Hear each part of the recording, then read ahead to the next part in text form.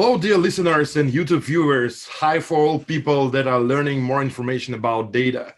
Hope everything is fine, and let's start our brand new podcast that is called Coding Invaders Podcast, in which we share with you beautiful stories of successful people who have decided to connect their life with data. This podcast is perfect for people who would like to enter the data analytics or data science world and are afraid of making a first step. We invite bright minds that made a tremendous career in data science from India and ask them questions about their work, life, and attitude. My name is Raman Kumar Vyas. I'm Chief Marketing Officer of Coding Invaders, an online educational platform that teaches people data analysis and data science from scratch. If you are looking for a career change and want to get a profession in data analytics, we are glad to announce the launch of Data Analytics Specialization, which starts on January 25. Within 6 months, you will learn all the skills and tools required to enter the data analytics field. Podcast listeners can get extra 10% discount with the code word coding podcast. Dear listeners, please leave your reviews on the platforms where you are listening to our podcast. Apple Podcasts, Google Podcasts, Spotify, or YouTube. This will help us to get higher ranking and more people will be able to listen to our interviews. We do this for you and we want to bring you maximum benefit. If you have any questions about data, IT career to our guests, please send us your questions in audio format and we will ask the most interesting of them on our podcast. Send your questions to info@codinginvaders.com.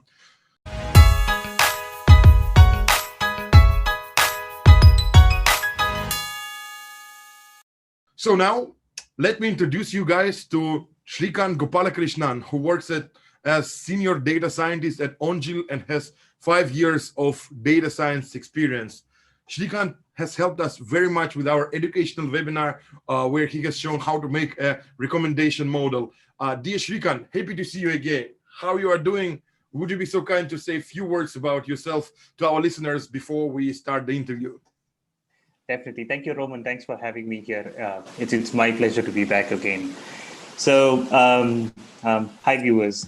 My name is Srikanth Gopalakrishnan, and I work for Ongil based out of Chennai. So, for someone who doesn't know what Ongil means dolphin in Tamil. And so we are an organization which helps enterprises to make decisions under uncertainty. And about myself, I come from a different background though. I come from a mechanics, aeronautics, fracture mechanics, and then material science background, who transitioned to data science, and here I am. Cool. Why data? Why did you choose this path for you? My academic formal education had a lot of math and numerics and some programming, and so transitioning to data was pretty interesting. Mm-hmm. So what triggered you? What was the turning point? The best decision, of course, yeah. So the data wave is still very much alive, and to be a part of it and contributing feels amazing. So, and the trigger point, actually, I started to work on a cricket modeling problem. So I learned about the aspects of the data science life cycle and what are the features, what are the steps involved. And actually that fascinated me because obviously growing up in India, cricket is someone, it's everyone's favorite game. And I had a chance to learn this very nice upcoming field with something I can relate to, so where I know if something makes sense or not. And I felt, okay, why not make it as a career? And I think that was the trigger point. So, cool. And now looking back, it was a beautiful journey. Oh, amazing how your love to cricket has pushed you to learn more data. Yeah, that's amazing. Cool, nice. Why does data matter so much now? When this has happened, when everybody became crazy about data? Actually, I'm sure most of you must have heard of the buzzwords like AI, machine learning, deep learning, and currently the next hype is reinforcement learning. But if I tell you, what if I tell you that the first neural network from Macaulay and Pitt came in the year 1943? Wow. And there is a very famous an article, a paper from Future of Data Analysis by Tukey that was in 1960s, I believe. And in Mm-hmm. 1997 itself, there was a debate between statistics and data science. So if you ask me, okay, so I think the field has been existing for 80 odd years. Then what has triggered this new buzz? One, obviously, the computational power has increased enormously. So what looked improbable, what looked like, okay, unless I have some reasonable computing power, nothing can be done. So from this, now we are in the era, I mean, we've crossed this barrier from bytes, megabytes, gigabytes, terabytes, petabytes, and I think now we are looking at exascale computing. So I Mm-hmm. think that this power of computational resources, and accordingly, personally, for someone who's working at various verticals, the most impressive factor is organizations have believed and adopted this data revolution. And the striking aspect, according to me, is even this traditionally orthodox verticals like manufacturing and pharma, and they have adopted this quite beautifully. And in fact, it's the other way around. One of the challenging and most fascinating problems comes from these domains. So overall, the computational power and the major factor is that industries have welcomed this revolution and have moved towards data-driven decisions. So I think that has triggered this data revolution enormously, and I think it's not going to stop because there is so much to do and a lot of important, interesting insights are all dependent on data. Mm-hmm, mm-hmm. And I guess that the most epic things that have been made using data were in pharma, in medtech, and in social networks. Or are there any epic things that have been made using data? Definitely. So, for instance, the elections, I mean, Ah, the yeah, of impact course. of elections with the data, Mm-hmm. and obviously the fascinating aspects like self-driving cars and even the energy sectors. And so recently, Google's DeepMind have released the latest algorithm that helps, I mean, the relative to the protein structure. So, and of course, COVID, for instance. So we all live Yeah. in this pandemic world, and the coming forward, the bridge between data and the drug discovery. I think that's already fascinating, which is helping mankind. And of course, the good comes with the bad. So you have all these issue of data privacy and the data ethical aspects, and the cyber security is in high demand than ever before. Okay, okay, thank you very much. Very interesting. Is it real that there is so much data in the world? How do you think that it will take almost eternity to analyze it all? Actually, there is this constant arguments between the statisticians and the data scientists. So, uh, so obviously, statisticians work with small data, and the buzz of big data has taken over the data science community. So, so if you ask, of course, given so much data, is it helpful versus not having so much data, which is better? So, of course, on one end, having much data is of course beneficial, but just because we have enough data that we can make decisions may not be entirely true. Mm-hmm. Okay, okay. Okay, so let me then go forward and ask questions about you as a senior data scientist, data scientist, about your job. What do you think? Why are you doing so well? I mean, I think you have like very good and very successful work experience, and you are a real professional. But what do you think? What is your main superpower? Why are you doing so well? Uh, Partly, I've seen a lot of fields during my academic background. So mechanics to material science to aeronautics is itself diverse in its own functionalities, and that actually really helped a lot, because in data science the domain also plays a very important role. So the problem that you solve in e-commerce versus the pharma, and let's say health, I mean pharma or healthcare versus the technology, or in the core fields like manufacturing, procurement.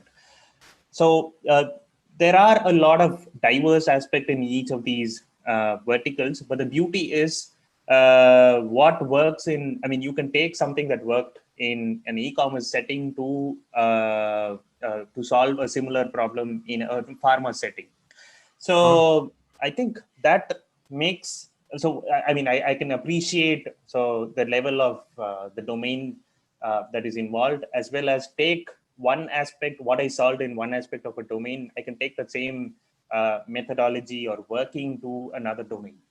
I think this makes it really interesting. And if you can relate two fields, and if you can relate the problem aspects, it itself is a beautiful uh, way you approach a problem, and there are a lot of possibilities. So I think Mm-hmm. that excites me, and that's something I already do. So I think that is the most special part of my journey. Oh, impressive, impressive. Thank you. Um, what does your day look like as of this morning? What is your daily routine as data scientist person? The best part is no 2 days are alike. So I sleep with a great accomplishment on a Monday. I wake up on Tuesday knowing nothing. So which is challenging, and which I think it makes it more and more interesting as well. So for instance, I might be involved in data cleansing, or sourcing data, or working with various forms of data also. So for instance, one day I might be looking at a text data, then an image data, or a video, or an external policy, government policies, so news articles, for instances. So I might be looking at various forms of data, and let's say partly I do data cleansing, and then I try to adapt to a model, and then one day I might be presenting an insight which helps in making decisions. So I think the combination of all the three comes at the fore, and hence no 2 days look like the same. And what are the things you like best about your job? What is your most lovely part of your job? The best part is see, as a data scientist or a data analyst, you're likely to be involving in a lot of codes, and you're likely to be building models. All that is great, but for me the best part is when I have a piece of data, and if it's a tough problem to be cracked, I like writing down, I like interacting with the data, observe the data for a long, long time. So then I will figure out, okay, there might be a pattern which just by human, I mean, I take a sample of the entire population. For instance, if I have a lot of data, I take a small subset. Then I look at it, I write down, I see if there is any patterns. So handwriting the data is itself, I think it's the most important part. I really like that part. It's actually quite contrary to what is perceived as what you do.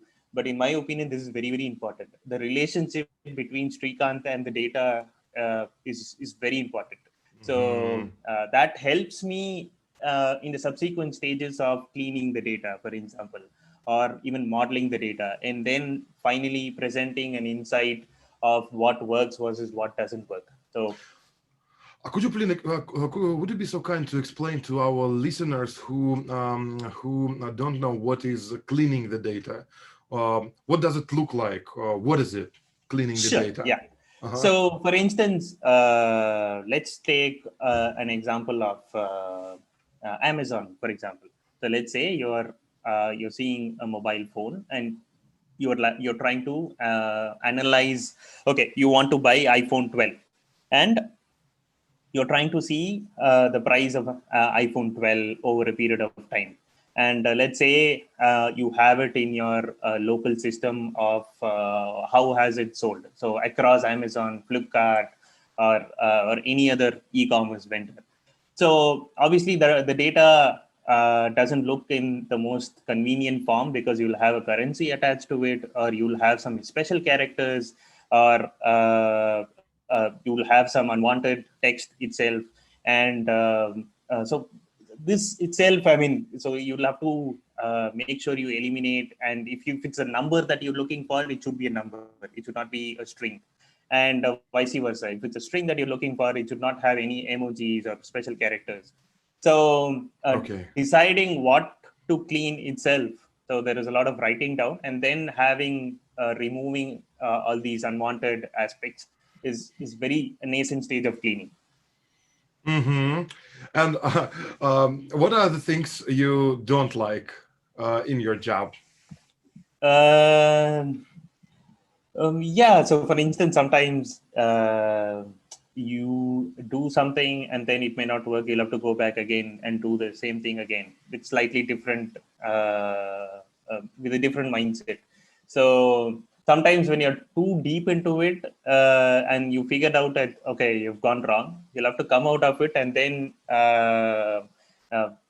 probably just practice mindfulness and then come back to the same problem again. So that shift of perspective is tough, interesting, and boring. So I think it's all linked together.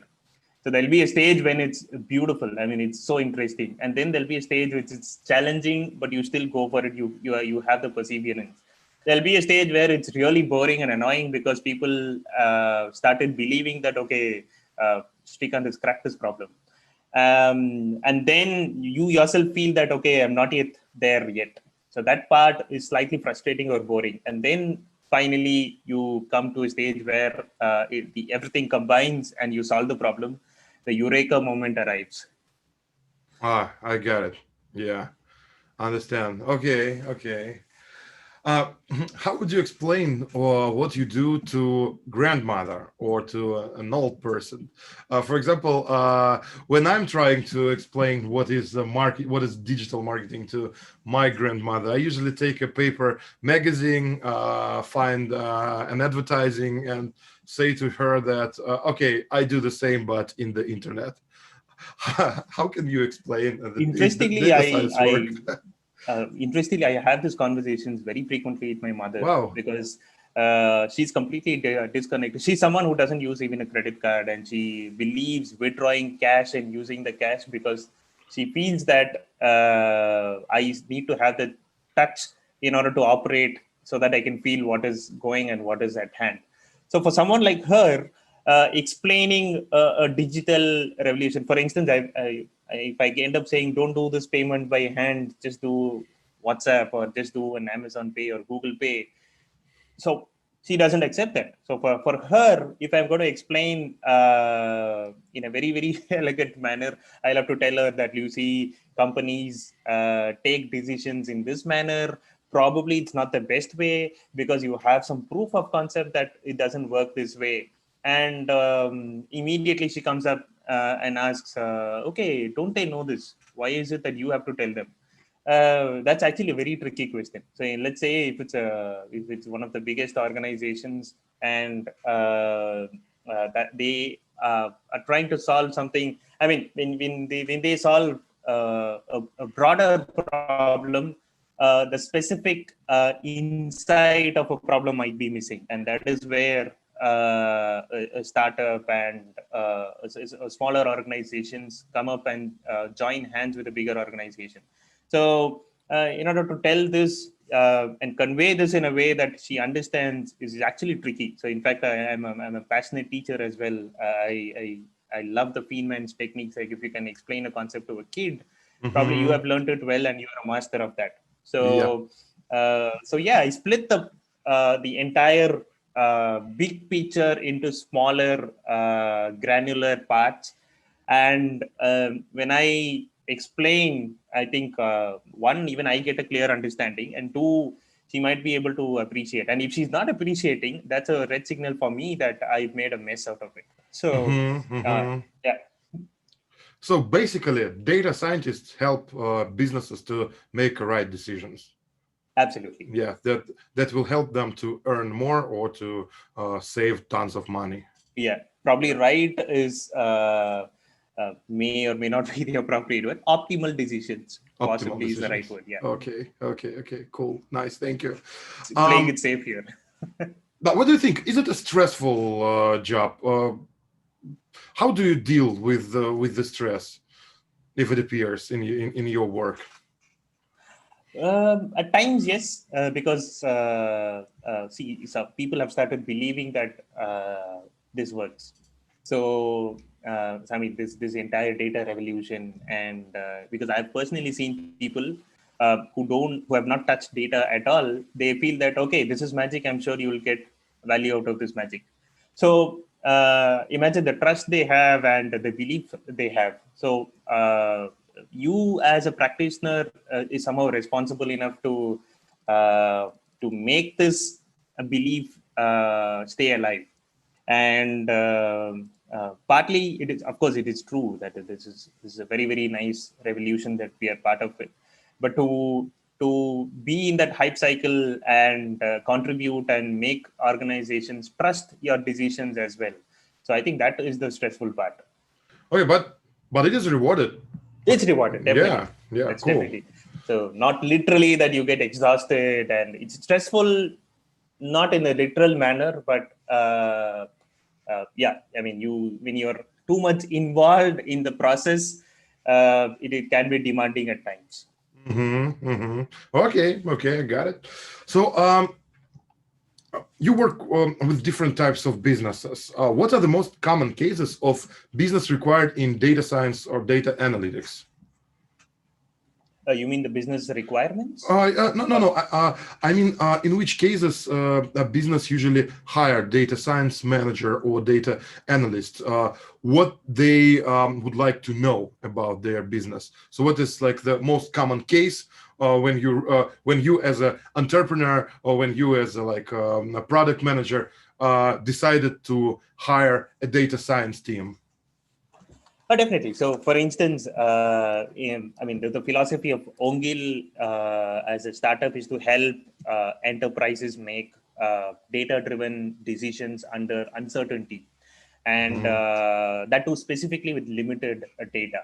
So, we actually help the CPG industries in various stages, from procurement to distribution to marketing.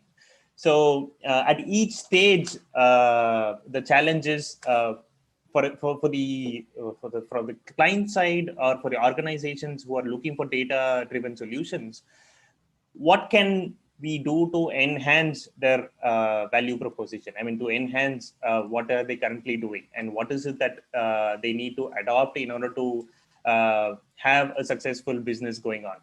And what worked well in the past and what is it likely? I mean, the risk factor is also there, right? I mean, what worked in the past may not be so for instance, the mantra that you take in the past, I think that has completely changed during the COVID times.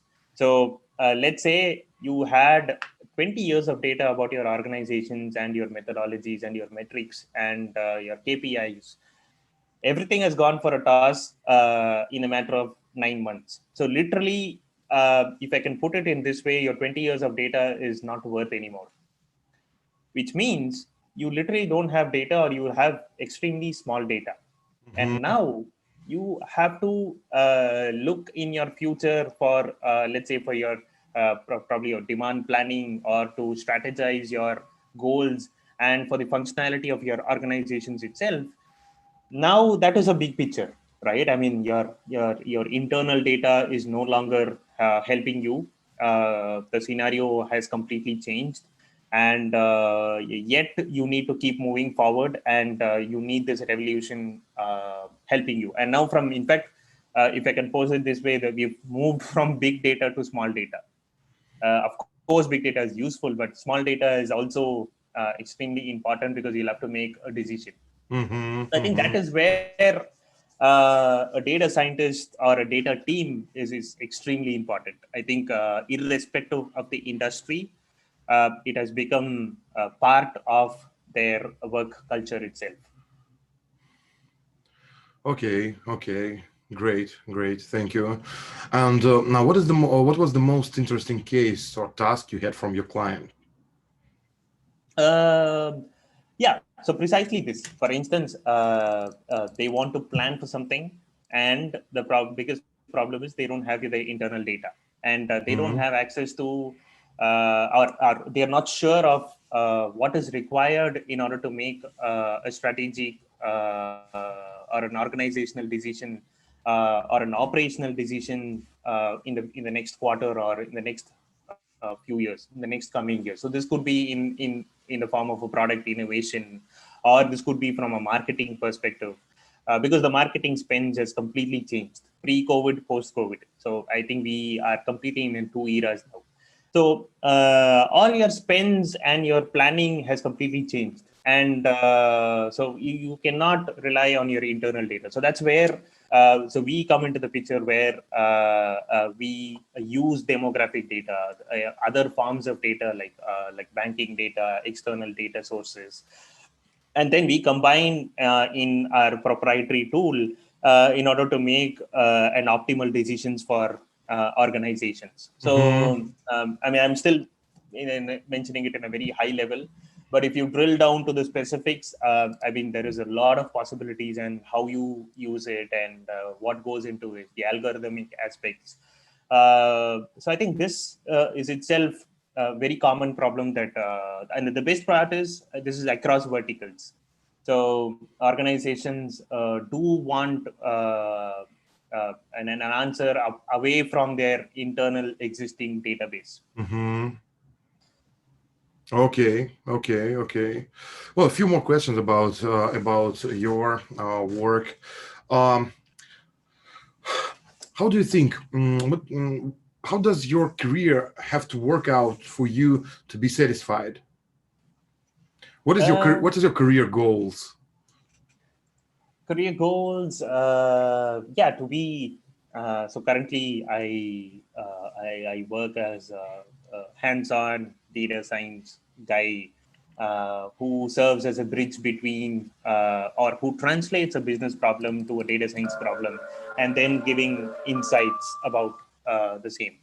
So the way forward is, of course, data science, not a manager per se, but someone who, this is my aspiration, of course, to someone who wants to be at the forefront of data-driven decisions, plus using the tools where your culture, the entire work culture, has data in its methodologies, and someone who can effortlessly translate, because most of the cases, this is something that we've observed. See, if you talk to a bigger client or any client for that matter, you cannot expect them to have a problem at hand and then come to you, right? So it's about understanding the domain and understanding what might work, and then which is a worthwhile problem to solve, and then translating the problem to a data science problem, and building newer products and launching, and then giving specific insights in turn to the organization. So I think this itself is and I think I've missed the most important part: deploying your data-driven solutions. Right? I think given the amount of data that you deal with, and given the requirement of having to make a decision real time or near real time, this is a very challenging task of deploying or maintaining your data or sourcing a streamed data, and so let's say improving your models automatically. So I think the ML ops and AI ops is itself a huge challenge.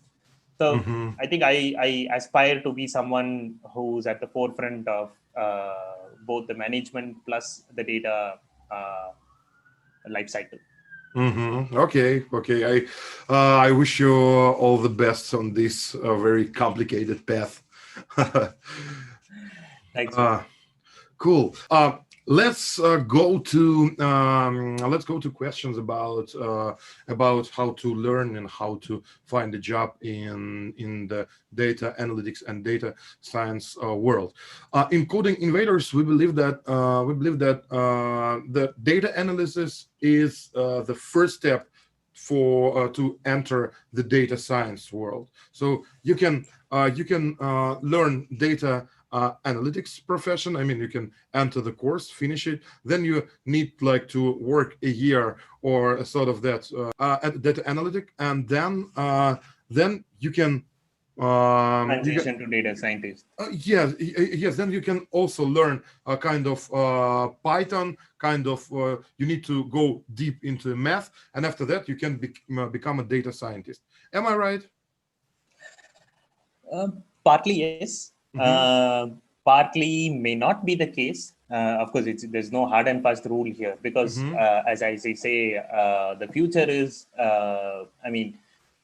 There's no silos. I mean, you can't work in silos. So you need to understand the different facets of first the business, of course, and then the facets of data.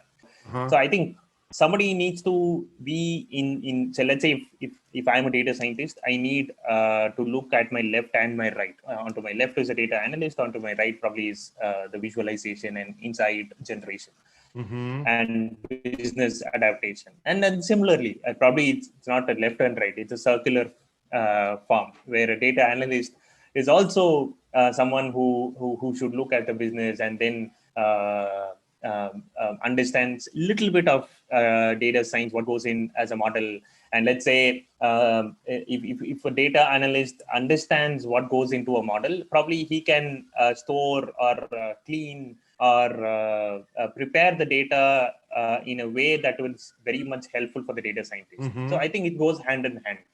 Okay. So cool. and likewise, if you understand the data analyst role, probably you are not so harsh in asking the analyst of okay, I want this 1 terabyte of data from July 2001 till July 2020.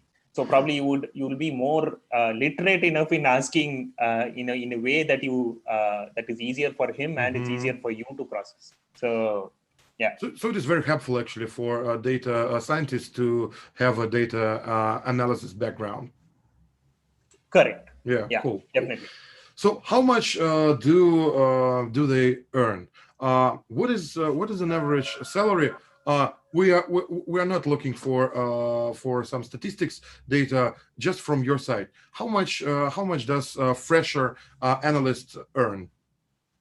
Of course, I can split it into two.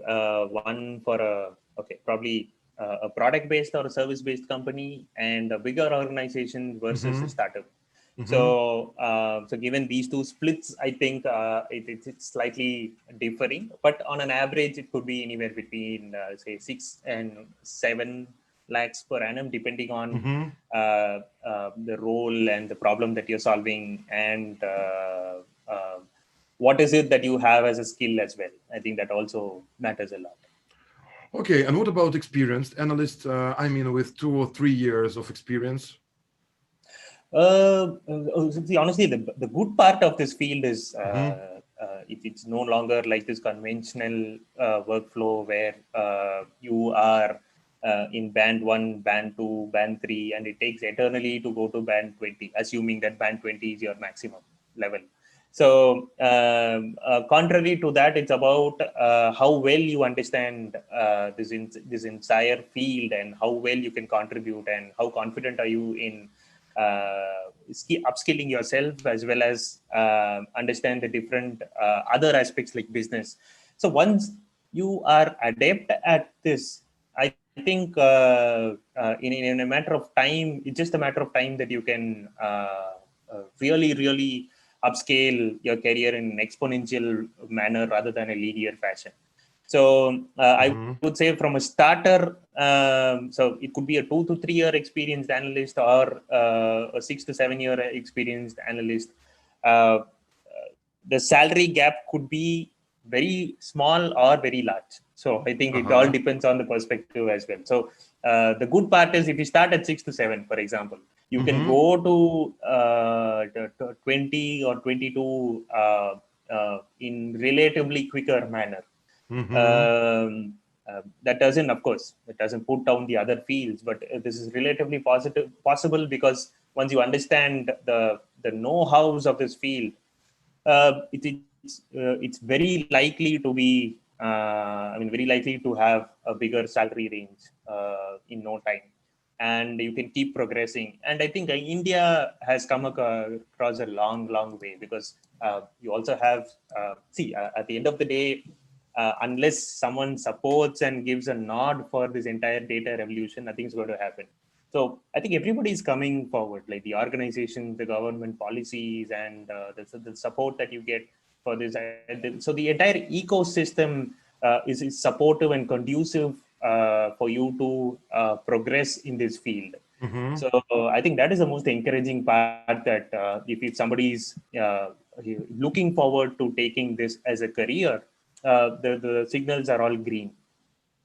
So just like your background. Okay, and what about fresher scientists and experienced scientists? I mean, data scientists, of course.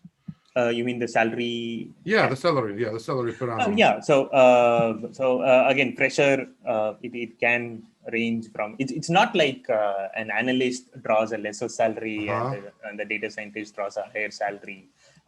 It's not like a linear fashion where an analyst should progress to a data scientist and then a data scientist to progress. So as I said, it goes hand in hand, but it's quite similar. So a 6 to 7 lakh person can quickly jump to a 13, 14 in a short span of time, and also quickly go up to 20 and 23 if it's a mid-senior level. And then a senior level to experience expert level. I know people drawing a salary of 60 to 70 as well. So it's not unlikely, but of course, the trajectory is not straightforward, but it's not unlikely. Definitely not unlikely. And that, I mean, in India, when this possibility is likely, the potential is enormous here. I would confidently vouch for that. The Indian data science market is just amazing. I mean, if you see, I mean, just look at the number of unicorns people. I mean, you see the Paytms and the bio. I mean, there are a lot of unicorns listed in the last 3 to 4 years. Yes, it's really amazing. Which means $100 billion industry. I mean, so I think this is a testament to the enormous potential that we have in India. So, so I think the curve is just going to be exponential, if not linear. So we are definitely on the positive scheme of things. Am I right that there is no difficulty in finding a job in the data analytics world? I mean, in India. I wouldn't say there's no difficulty, but of course, after this COVID situation, the hiring is back to normal. So if you see a recent ET Economic Times survey, the hiring levels are back to normal. And the most beautiful part is the fresher hiring is again back to normal. So which means freshers are at a demand than ever before. So so in terms of that, of course, it's likely that you end up on a good job in relatively better span of time compared to what it was 6 to 7 months back.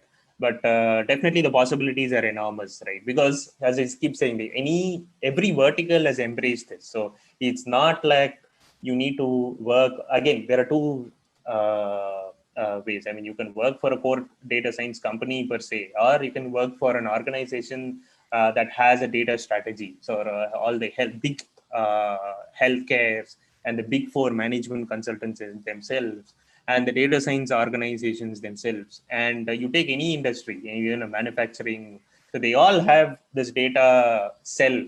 So I think in looking into that scheme of things, it's very bright. So the scope is enormous now. So what is, I'm sorry, What are top industries that require data analyst or data science skills and hiring right now? Top skills. So, okay, so let me tell from Top industries, yes, from your point of view. okay, so from an India ecosystem, I think the SaaS is. I mean, India is leading the world in terms of the number of SaaS startups, software as a service. You take the Freshworks or Zoho, and a lot of budding startups coming, and they're making it big. And the mobility organizations and the manufacturing, of course, and healthcare. I think it needless to say, right? Because healthcare, you're always in need of because they've just embraced this data revolution. So I think just to understand the business problem, looking into their own point of view, their own data, and then setting up a team and then expanding it, you see it, right? I mean, it's possibilities enormous. Yeah, I think there is a big opportunity in healthcare. Absolutely. Yeah. In fact, I'm struggling to find an industry which doesn't use the data. If you ask me that question, I'll be mute for some minutes and I will never come back with an answer. Okay, yeah, because every second more than 100,000 analyses performed by medical guys, by doctors, and if you start to analyze all these data together, first of all, clean and analyze all this data, I think you can do like a tremendous progress in healthcare. But there's so much work to do actually to make this dream come true. Absolutely. But still, yes, there are so much data in the world, so that's why the data analysis is the top required skill in the future and right now. Yeah. Cool. So, what from your side? What is a perfect career track for a person who has just finished a data analytics course? What should they do? I would say, the best part is the open source community is coming forward. So, for instance, you have all Facebook and the big organizations and even startups. They are encouraging algorithms in an open space world. So, which means you can, and also data is available everywhere.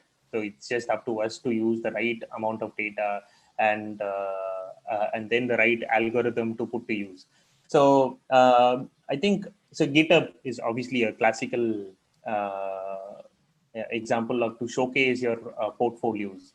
So for someone who's finished the course, I would suggest you can take, let's say, an industry of your choice, for example, and then it could be a food industry, or I forgot this to mention the food industry. Of course, it's a huge. So you can take the food industry and you can analyze there, and the data is available online or outside, and you're free to source the data. And you can ask some relevant questions with the practice that you received and with the framework that you have understood. And you can answer these questions both from merely an EDA, which is an exploratory data analysis, or using some good models, or in the form of very nice visuals that tells a story. So storytelling is a very, very important tool that you can convey what you have as an insight to someone who doesn't understand the nitty-gritty details of a model. So in short, for someone who's just out of a course or a background with data can explore, you can take a subset of a broader problem, and because the problem is out for you to explore. And then you also, there's no dearth of data sets available. And if you take the Kaggle, of course, it's a great platform to explore and learn and learn from others, experts as well. Also, you can source your own data without relying on any.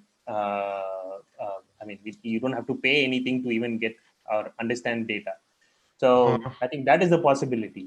So you can learn with newer tools like deploying or handling a database, if it's an SQL or if it's a Grasp database, or is it a Mongo database. So I think you can take a data set which is available. It's for you to just take it. and you can try out all these various facets of how do you store the data, how do you clean the data. You can write your own steps. So the good part again is there is no right or wrong here. I mean, there's no right way. Okay, this is the step that you need to follow. This is step one, and this is step two. There's no right or wrong way.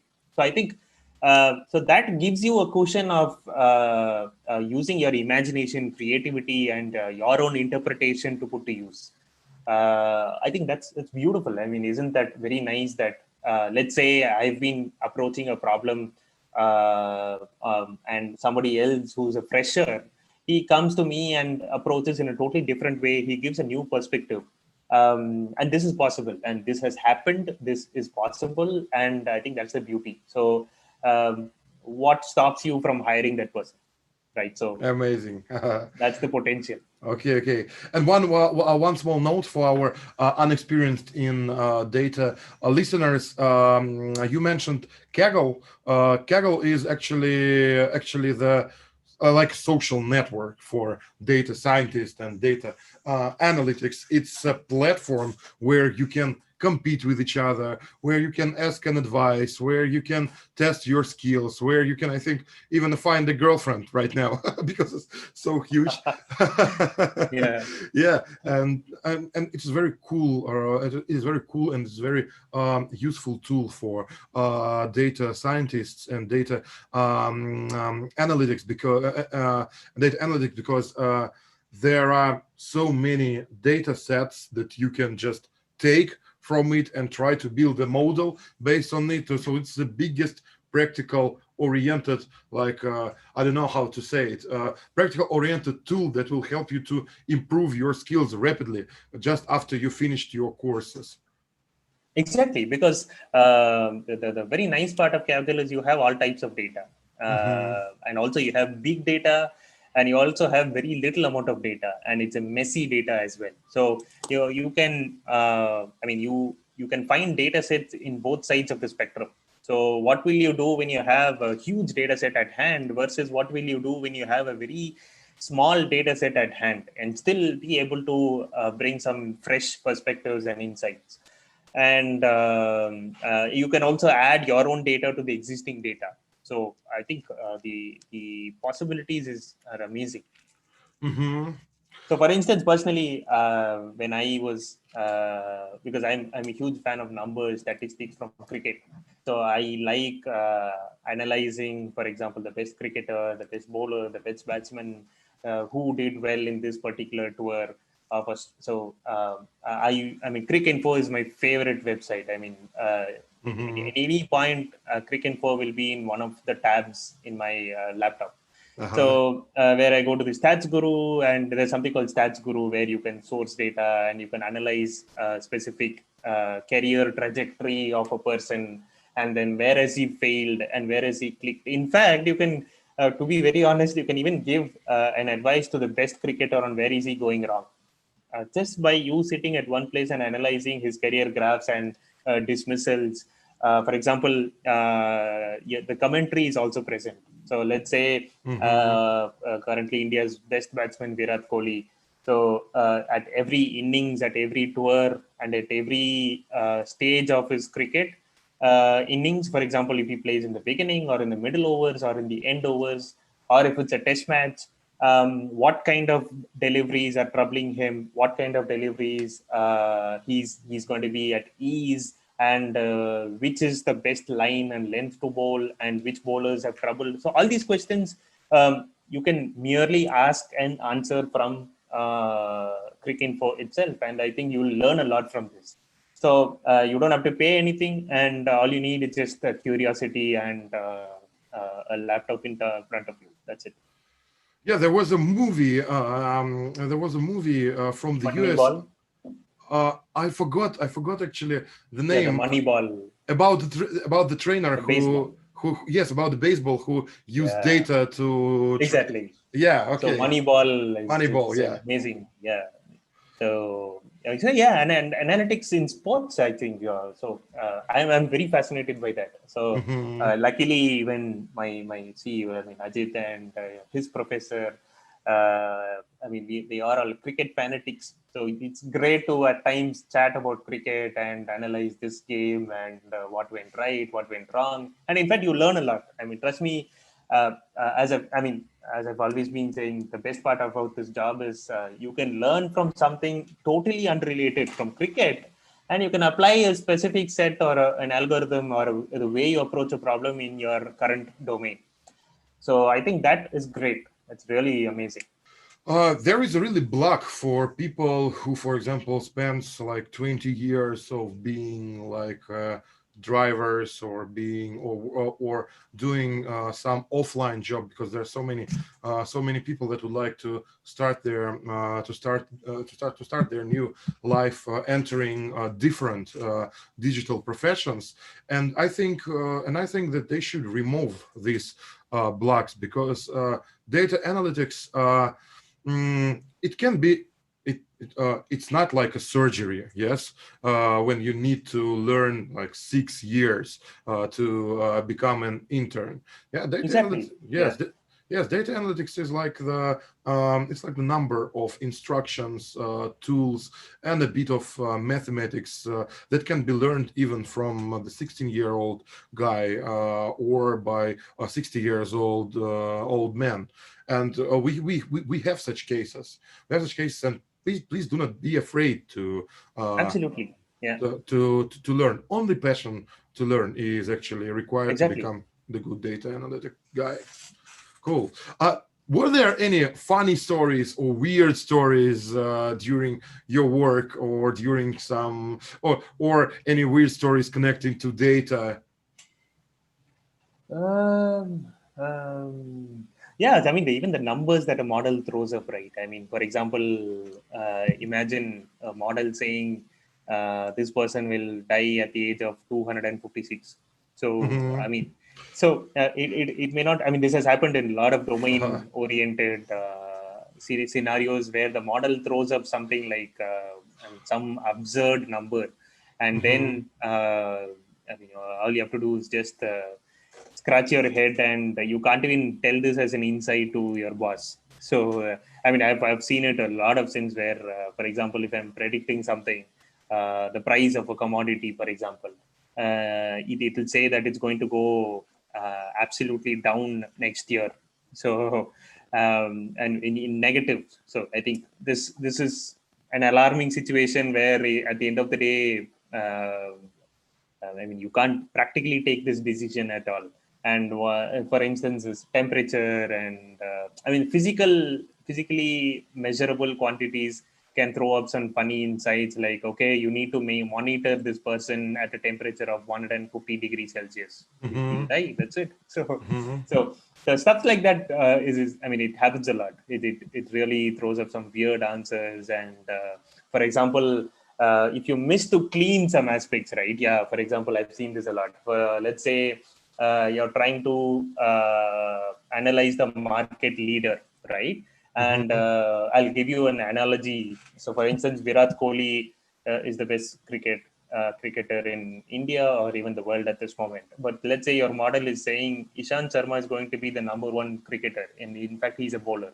So, and this happens a lot, and also in a very specific setting, I've felt this a lot. For example, let's say and another analogy is like Apple. So you try to work with the phone data, and Apple, you're Mm-hmm. working with, you're seeing Samsung, Apple, OnePlus, Reno, Oppo, whatever. So I mean, Oppo, Reno, and a lot of brands, and suddenly you say that your model will say that some third rated brand which you've never heard is the market leader, and you'll Mm-hmm. be scratching your head because everything will make sense. And what might have happened is in your cleaning step, you might have, I mean, the number of zeros that is present in as the sales for a specific brand, which is like third rated brand, will be enormous. You've not accounted for that zeros or some mismatch in your cleaning step, and it'll tell that your this brand is the number one in your market leader, so vouch for this brand. So it is a Mm-hmm. disaster if you take it literally. Yeah. So yeah, stuffs like this do happen. So definitely. Okay. Okay. Cool. Thank you.